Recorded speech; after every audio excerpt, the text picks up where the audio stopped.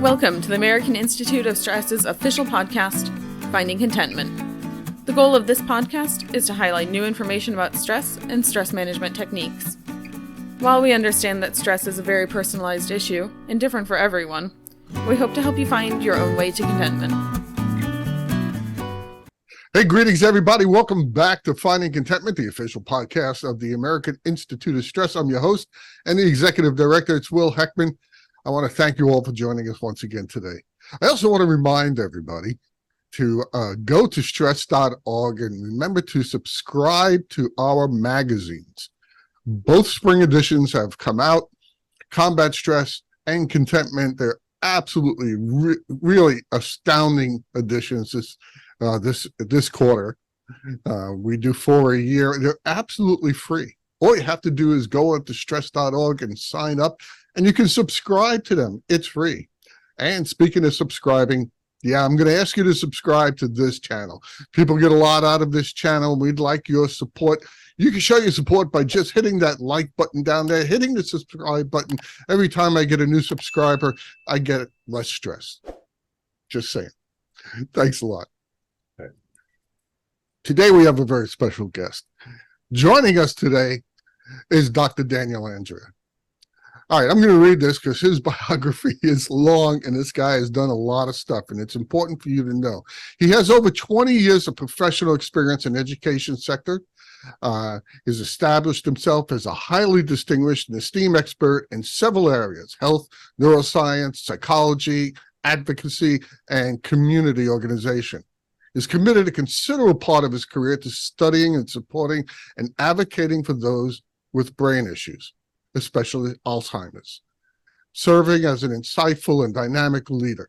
And that's something that affects all our lives. He has been recognized by the Alzheimer Society of Toronto with a Lifetime Achievement Award, Outstanding Service Award for Leadership, an award presented by the chair of the International Alzheimer Society by Princess Yasmin Khan, and later a Pioneer Award. He was the first executive director of the society and chair of the Patrons Council. Dr. Andreae began his educational journey at York University in Toronto, where he earned his bachelor's degree in psychology, and he followed that up. He went to attain his master's in clinical social work from Wilfrid Laurier University, and he's a strong believer in lifetime learning. So he also holds a certificate in neuropsychophysiology, an advanced diploma in stress management, a certified health coach. He also holds a diploma for the Functional Institute of Nutrition, and he studied at the Benson Henry Mind Institute affiliated with Harvard University, and he was granted a membership in the Harvard Medical School Graduate Association for Continuing Education. He's also a founding fellow of the Institute of Coaching of McLean Hospital in Boston. He's a lifelong learner. He earned his PhD in health biology at AIU, and Dan has also been recognized as the most influential in education and research by International Association of Who's Who, and he's a fellow of the American Institute of Stress. Now, Thanks, I just wanted to say one thing. Here's a quote that I read from Dr. Dan Andreae. Education is not just an intellectual exercise. It is most effective when the head meets the heart and knowledge can be applied to enhance the quality of one's life on all levels: emotional, physical, spiritual, and social. If anything doesn't encompass all the things we try to do at AIS, that certainly does. Ladies and gentlemen, help me in joining our guest today, Dr. Dan Andreae. Dan, thanks for joining us, man. Well, thank you, William. It's a great pleasure to be here and look forward to a great conversation. You know, I couldn't even get to half of all the things you have done.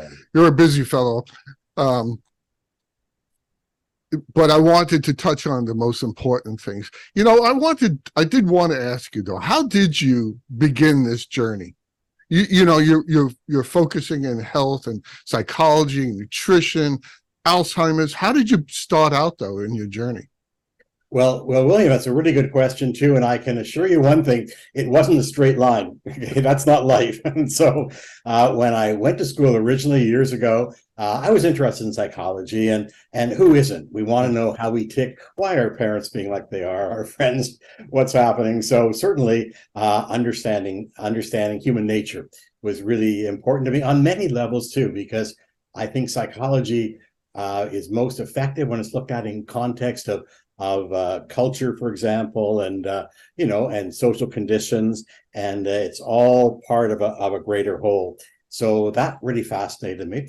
As well, always very interested in nature versus nurture, and I focused on that when I can. It used to be thought, as we know, William, it was nature or nurture. Now we know it's in between. Certainly, people can still debate it, but we now know that there's a whole other dimension, that of epigenetics, that sits above our genetic code, but you can switch genes on and off. Okay, it doesn't change the sequence of the DNA of our genetic sequence, but it can turn things on and off, and that's affected by so many aspects of life, from who we hang around with, where we live, who our family is, what our interests are. It's a whole emerging field right now. So a lot of those things, connected with me. And I'll tell you, having gotten a background in psychology and then in social work has been an invaluable training ground, no matter what I've done, the knowledge I've learned. And I'm always learning. I mean, every day. It's a never-ending quest.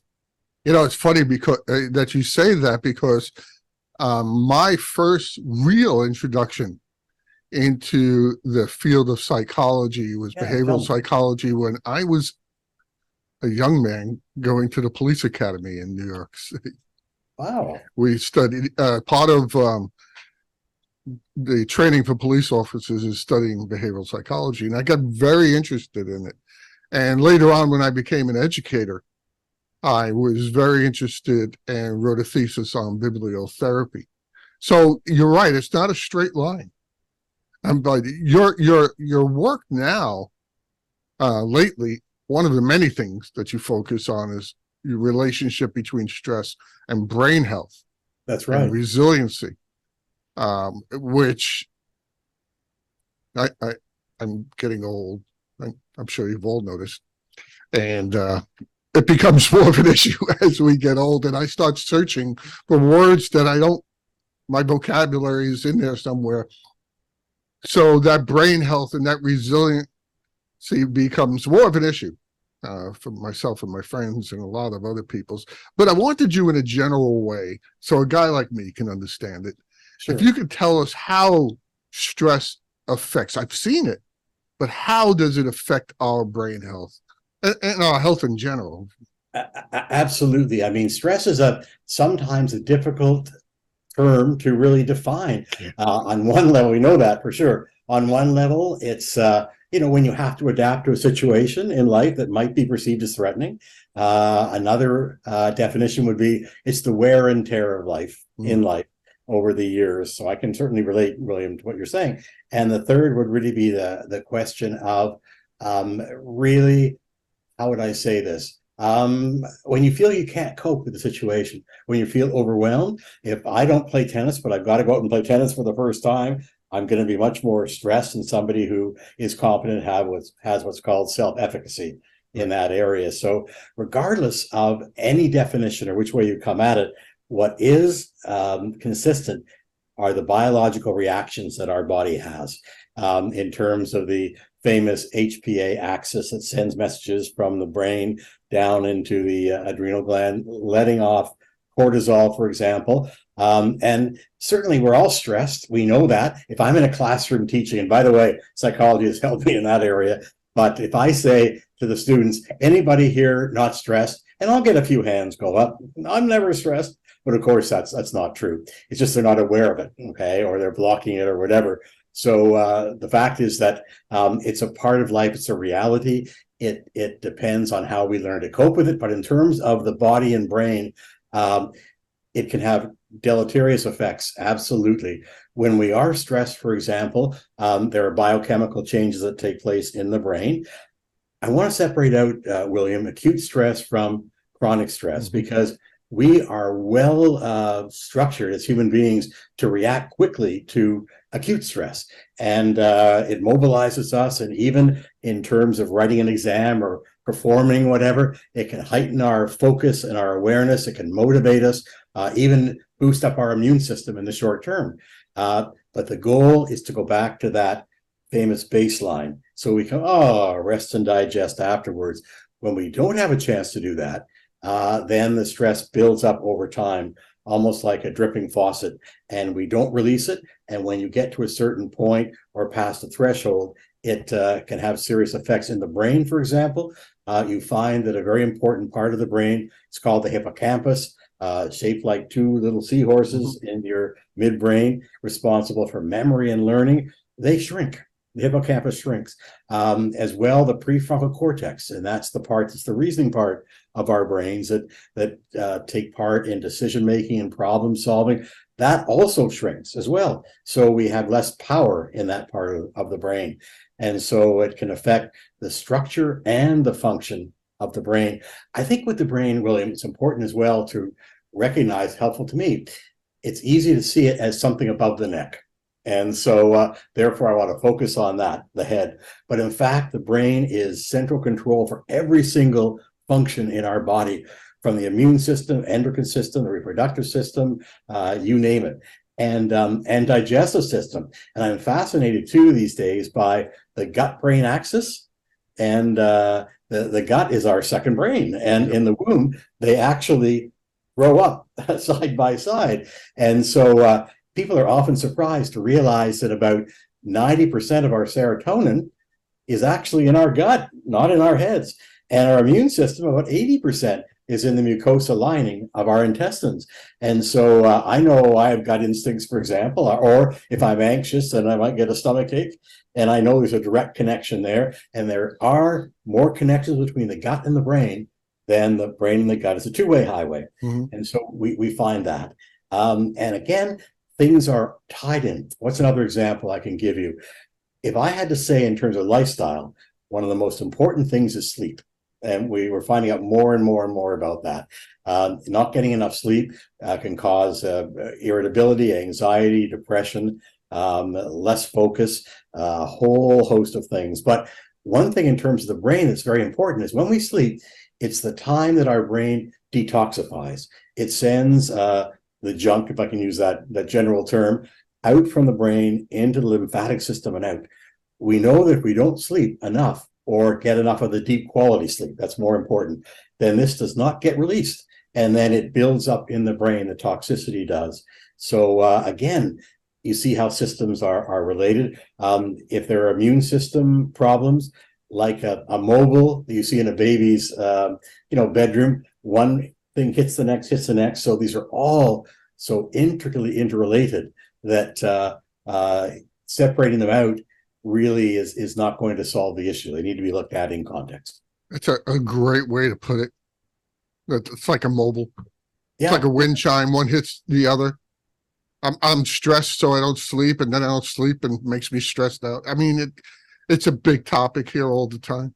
Oh, exactly. Without sleeping, your brain doesn't function. Now my brain's not functioning, so I'm stressing out because I'm not being productive. It just goes on and on.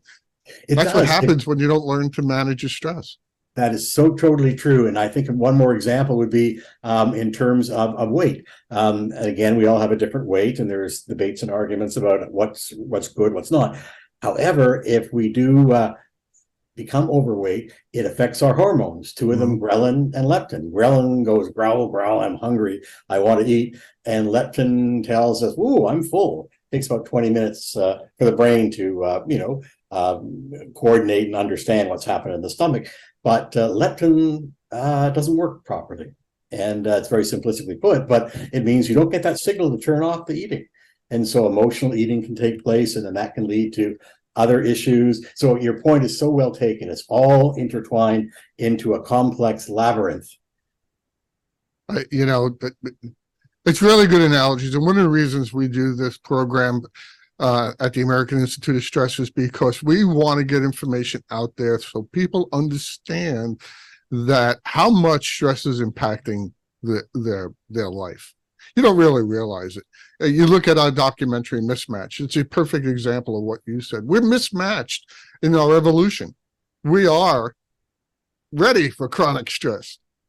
That bear is coming towards the tent, or saber-tooth tiger coming to the village. We're good. We haven't caught up with the day in and day out, all day long, looking at some social media thing stressing us out. Yeah, totally. I was watching the news last night. I won't get into that, but it's another story. And we get affected by so many different things. And with stress, what might stress me may not stress you. Exactly. On one day, it may stress me. It may not another day. So again, stress is not one constant, one line. Okay. It varies, of course. And I get asked this all the time. And, you know, like you said, it's hard to define. Yeah, it's hard to define. It's because we're people. You know, I'm not going on a roller coaster. You may stand on line for a half hour. To me, it's stressful. To you, it's exciting. Your body sometimes doesn't know the difference, but you do. Yeah, You know? Exactly. You know, the thing I did want to really discuss with you, because you are such an expert in it, is about the effects on the brain. Yes. And brain focus is a big topic. Like I said, for guys my age, but I think for everyone. And yes. I've been seeing a couple of examples that I want to pick your brain about a little bit. Sure. One, and especially when it comes to Alzheimer's and dementia. Right. I seen a case recently where somebody had lost their spouse of many years and went through the caretaking process for a couple of years with the person. And that person, the survivor, they were very much affected cognitively,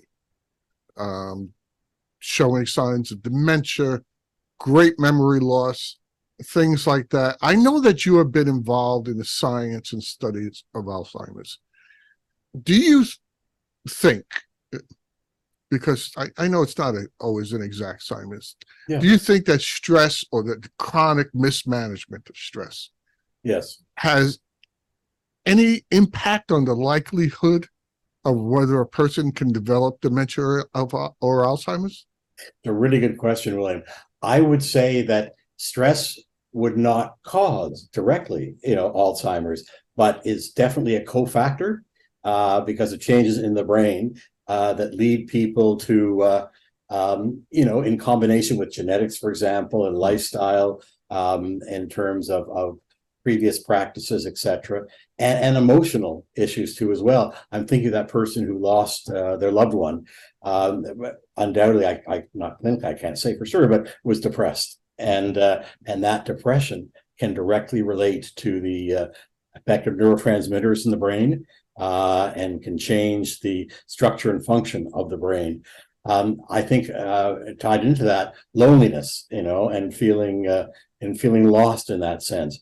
We are social beings and we need to be connected to people. And if we've lost something, there's a grieving process, and it does have a direct effect on the biochemistry of the brain. There's absolutely no doubt about that. They say in a recent article last week I read, and it came from, it was the CDC in the States, but they were saying that being lonely, and in England, by the way, they've set up a ministry of loneliness.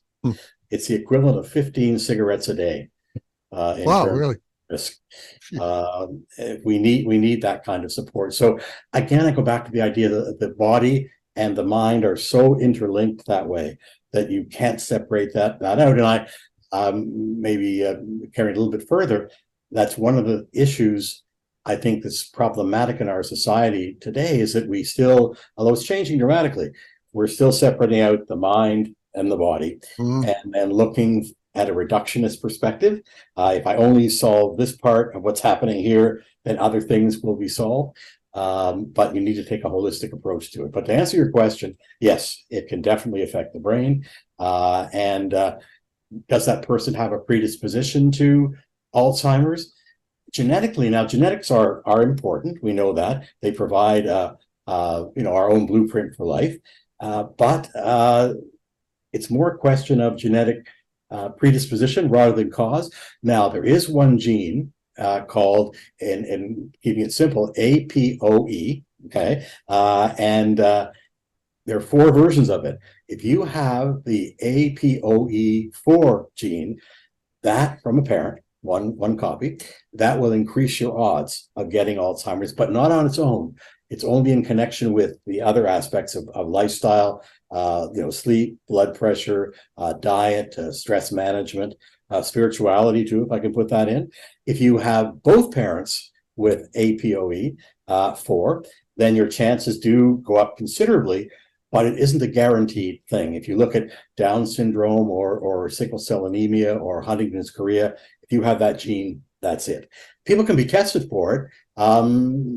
It's a decision one has to make, but 15% of the people in the States, as we're talking, have an APOE4 gene. Okay, about 15 to 20% rather have that gene. 2 to 5% have two copies. So even then, people, when you read the paper, sometimes science, looking for headlines, not science itself, but people wanting to capture eyeballs, for papers, can exaggerate these things. It's a factor, but it may not be the determinative factor. Well, if 2% of the people have both, and what was it, 4% or 10%? 2 to 5? 2 to 5%. What percentage of the population develops Alzheimer's? It varies about 10% or so. So there are other factors too as well, right. Definitely. And after age 65, it doubles every 5 years because there are changes in the brain, and we go from pretty good, in terms of functioning in the world, to mild cognitive impairment, which is not dementia. It can carry on to dementia, but isn't necessarily so. It's only in combination with a series of other factors in your life. But I think stress can grease the process, can actually be again a cofactor in it, if not the factor. Because again, if you are stressed, then we've talked a little bit about it. Every organ, every different system in the body is impacted, and certainly for the brain in terms of diminished gray matter and white matter too. When you get an imbalance between gray and white matter, that's dysregulation in sending messages in the brain too as well. Yeah, it's funny, all the things we talk about as being stress management techniques. What for you, and I don't mean to pry, and it may not be appropriate, but you mentioned yourself with some changes that you've noticed. Can I ask you in general terms how you cope with it or what you see? And you know what, it's a great question, and sure, I don't mind answering that at all. I have lately decided, and forgive me for saying this, but I stole it from Clint Eastwood. I asked Clint Eastwood, who I believe is 92, and still making movies. Yeah. How he stays so young and sharp. And he said, I get up every day and I don't let the old man in. And I said, you know what? I'm going to start doing it. So about 2 months ago, I was an athlete my whole life. Oh, yeah. Okay. And then I stopped. And I found myself letting the old man in. I have a birthday coming up next month. Oh, I'll be 66. And I figured, wow, that's a big number. And it was stressing me out. Yeah. I said, well, let's not just, you work for AIS. Let's do some research, pal. So started to look into it. I started doing some lifestyle changes. And the stress management changes that I did helped me cognitively as well. I went back to the gym. I'm lifting weights. Weight resistant training is the best thing you could do. Yeah. I'm telling you, I've been an athlete. I play tennis also. But the weight resistant training, I noticed a difference within a couple of weeks. I changed my diet a little bit. I brought down the amounts of sugar.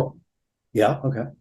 Not a bad thing to do. I never had a horrible diet. I don't drink very much, and I my big vice, I guess you could say, is I smoke cigars once in a while. I am a biker. Going out more on my motorcycle and hitting some back roads and being in a Zen-like, meditative state helps. Yeah. So all those things we talk about at AIS. Yes. I really started focusing a little bit more on them. And I find myself when I'm writing or I am doing something just purely cognitive, purely, brain Yeah. function, that it's improved just from doing those few things. Wonderful. It's so reinforcing too as well. And you're taking, in my view, you're taking control. You have an objective and you're following through. Right. It sounds like I can picture you on the motorcycle zipping down a road.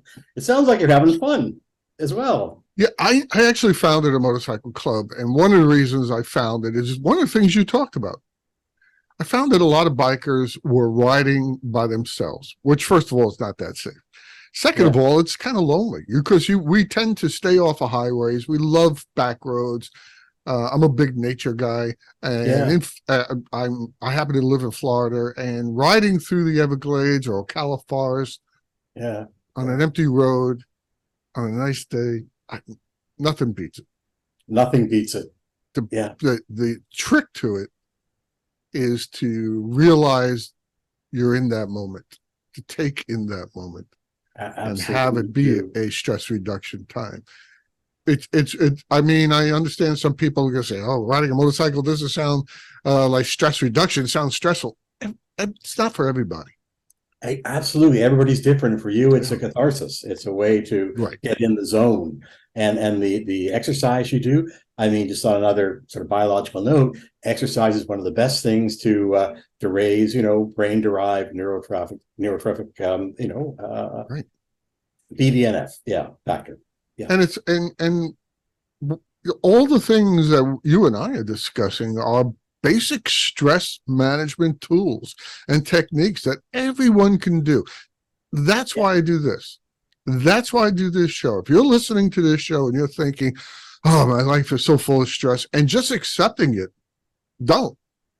you don't have to. I talked to a friend yesterday who's a little bit younger than me, and he's still working full time, banging out those hours, putting in 50-hour weeks. My wife is a 60-hour week teacher. I don't have to tell you what it's like. And I tell them, you have to take some time for you. So I have no time. Go work out. I have no time to work out. You're telling me you don't have 45 minutes, 3 days a week? Yeah. To improve your health? Come on. You do. You can. Make sure, get up 45 minutes earlier. What can I tell you? Absolutely. It sounds like a sacrifice, but it's not.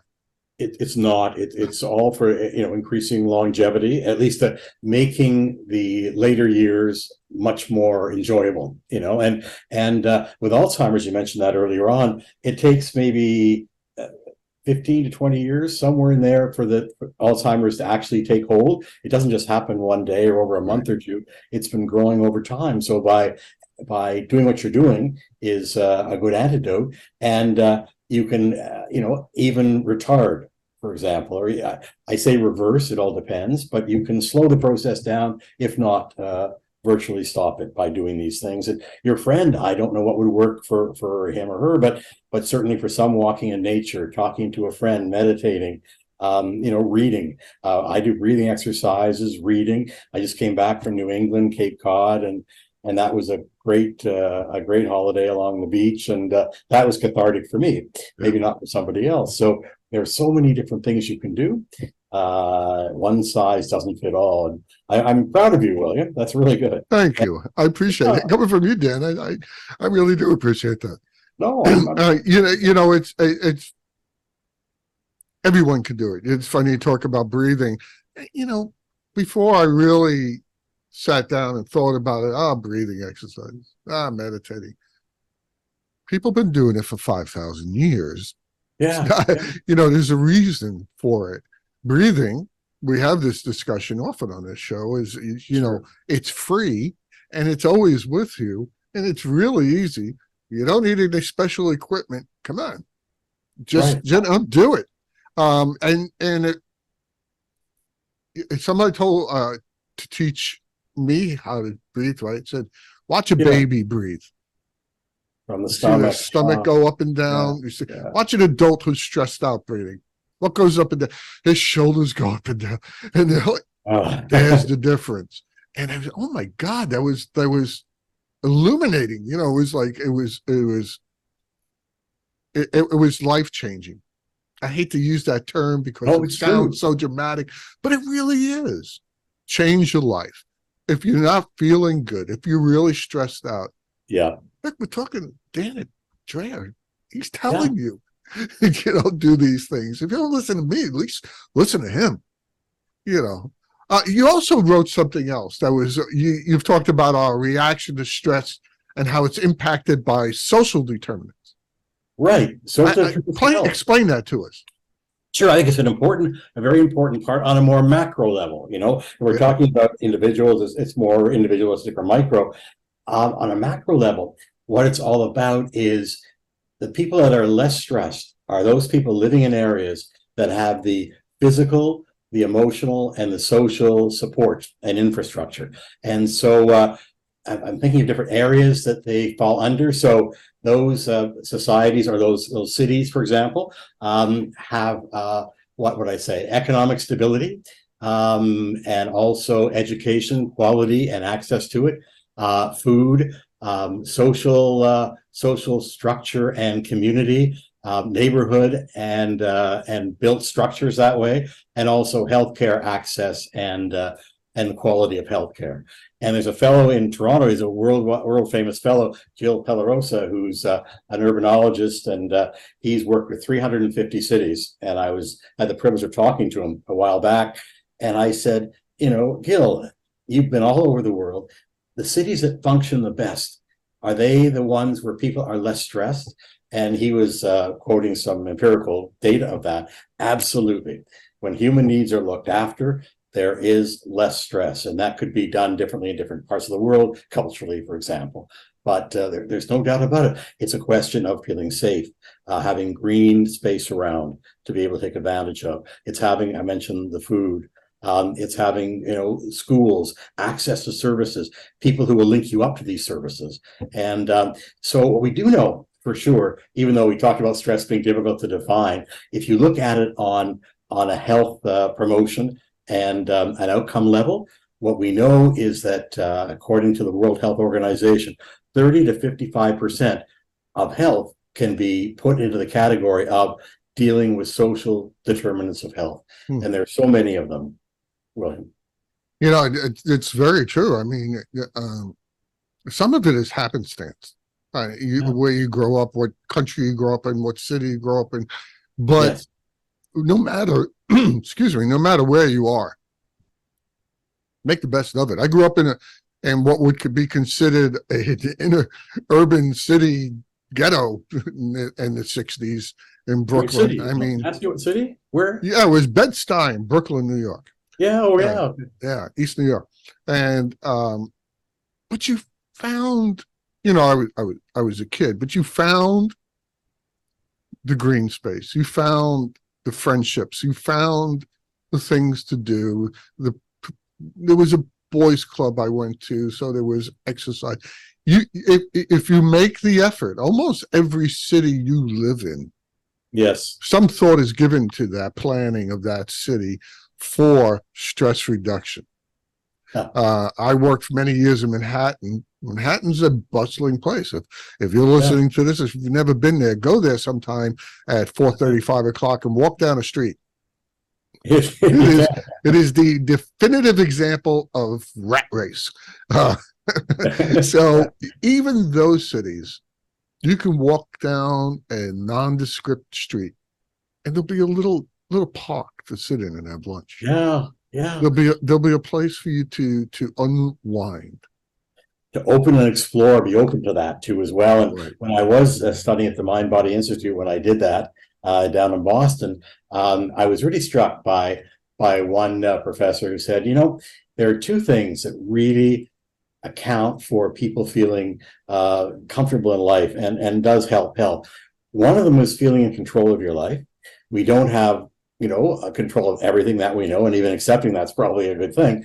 But when I think of you and your exercise program and the way you're looking at all these different things, you are taking control of your life in that area. Absolutely. The second was social connection and not being isolated that way. Now we're all a combination of introvert and extrovert, one way or the other, but we all need people too. We're social creatures. And so I think that's very important, especially as one ages too as well. And stress can vary according to the transitions of life too as Right. well. I ask that question a lot. Does age have a lot to do with stress? And my conclusion has been that yes and no. Yeah. Yeah, it has something to do with the kinds of stress you're experiencing, but no stress ever goes away. You and I had Right. not having the same stresses as a teenager, Yeah. or as a 20-year-old, as a 30-year-old, and but it's still there. I Yeah. think learning the management of it is so important for people to do. Yeah. Um, I don't. Do you think in this day and age, where there is so much information available, we have an enormous amount of information at stress.org. I mean, if you go on the American Institute of Stress's website, you can find something that you can connect with to help manage your stress. Do you think that people who just ignore their stress, I don't want to say it's laziness, but they just think it's inconsequential? I think it's a good question, very good question, really. I think some people have to work more than one job. For example, they've got a family, they've got a mortgage to pay. There are certain reasons to keep on going, but again, you can find the time you need for Right. yourself. That self-care, that self-love is so important. But I think a part of it too, on that more macro level, it's the message society gives. For example, if you say I slept 9 hours last night, people are going to say you're lazy. Not everybody, but you're lazy. What's wrong with you that way? Or if you slack off in some way, then people will condemn that. And success is equal to what you produce. And that those messages that are pounded away, you win at all costs. Right. And I was talking to heard one teacher came to Toronto and talked about counseling families, in Connecticut. They were going to a school, and he said one family was so upset their son only got into Purdue for engineering. That's where Neil Armstrong went. Didn't get into Harvard. So they were very upset about this. And when you got that kind of pressure, and it is harder today, it really is more competitive, then it's hard to get off that treadmill. But you don't need to necessarily get off it, but you need to make time for yourself to be able to deal more effectively with it. That's well put. Really is. Well put. And I want to tell everybody who's listening, you're doing something right now. You're doing something about your stress right now, just listening to the show. Whatever your takeaway is, whatever you get from this show, the fact that you tuned in, the fact that you're actually actively doing something is a stress reliever in itself. And if you know other people that are stressed, hey, tell them to tune in. Well, yeah, I just want to say, William, a couple of things. And I want to say I'm so proud to be a fellow of AIS. And I think the work you do is so needed. It's terrific. The quality is excellent. It's readable. It's applicable. It is so helpful. So what you've done is, I've got goosebumps talking to you about it right now. Well, thank you. And it's fellows like you that help make us the organization we are. That's the God's honest truth. It ain't me. Sorry, I just run stuff. No, It ain't me. It's you guys. You guys who actually put the work in. And we're always open to new ideas. Yeah. All right. Well, before we go, because we're running out of time, I would love to have another conversation with you a little bit more about Alzheimer's and dementia and its connection to stress. Sure. Lately, I've been feeling that there is more of a direct connection than we have thought in the past. But definitely. I'm no scientist. But before we go, I want to ask you, what do you do? What is your personal thing to do right now, tomorrow, an hour from now, when you're feeling stressed? What's your go-to thing to do? Well, number one is breathing. And there are so many different models. I have one that I particularly like, and I'll do that. It works for me. That's number one. Go out for a walk. Try to count to 10 before really. There are times that, that's hard to do. I read. I love reading, and did that when I was in Cape Cod, and just get into a book or whatever, often about psychology or politics or something. That's a more dangerous topic maybe, but certainly they do that. Talk to a friend. is very important. Some people, and I understand this, and I benefited too in therapy. Okay. Mhm. It all depends what you want, but there are things that we can do. Everybody can. Certainly treating myself occasionally, trying not to be so hard on myself. Because I think there are about 50, 60,000 thoughts a day, and 80% they say are negative. Right. We put ourselves down. I should have done this. Why didn't I do this? And so trying to be more self-accepting. And because I find in moments when I'm not, the body tenses. And so I think scanning is also something I do too as well. And I'm on automatic a lot of times. So I have to stop and say, what's going on? There I sighed, William. Okay. I tell you what, all those things are good. Your first go-to with breathing, I think, is an excellent choice. I'll tell you the one thing you should never do is nothing. Yeah. You got to do something about it. If it's the stress is changing your life, and it does for so many people in a negative way. Don't forget, stress is also good. We talked about that before. Of helping somebody, it's really good. Go on a vacation, etc. But yeah, it is good, absolutely, and motivates us in the short term. But it's when we don't, and it piles up, we pass thresholds, and then it becomes problematic. Then the physical, emotional, and behavioral symptoms, begin to creep in. The alarm bells go off, and then we don't want to get ill, per se. We know that we haven't talked about it today, but I mean, heart disease, cardiovascular disease, high blood pressure, directly tied into stress in many, many, many, many cases. Again, one doctor I was speaking to was saying, well, if somebody is significantly overweight, the first thing I look at is their stress level, because cortisol can lead to unwanted weight gain. There are many factors too. I don't mean to simplify it overly so, but diabetes can also be affected. The blood sugar levels also can elevate under stress, and unless one deals with it, it can carry on, and such that there's a disconnect between the prefrontal cortex and the amygdala. The amygdala, of course, is the part of our brains is corresponding to fear, anxiety, and other feelings. And when that gets going, and its stress is constantly there, flooding, it's going off constantly, beep, beep, beep, beep. Yep. And the connection between the amygdala and the prefrontal cortex can be compromised. Last thing I'll say then is that, let's say there's a snake. I don't like snakes, but the snake down here, and the first thing I do immediately is panic. And so I know that the adrenaline's pumping in immediately. If I'm still scared a minute or two later, the cortisol will pump in. And but then I look and I say, it's only a plastic snake.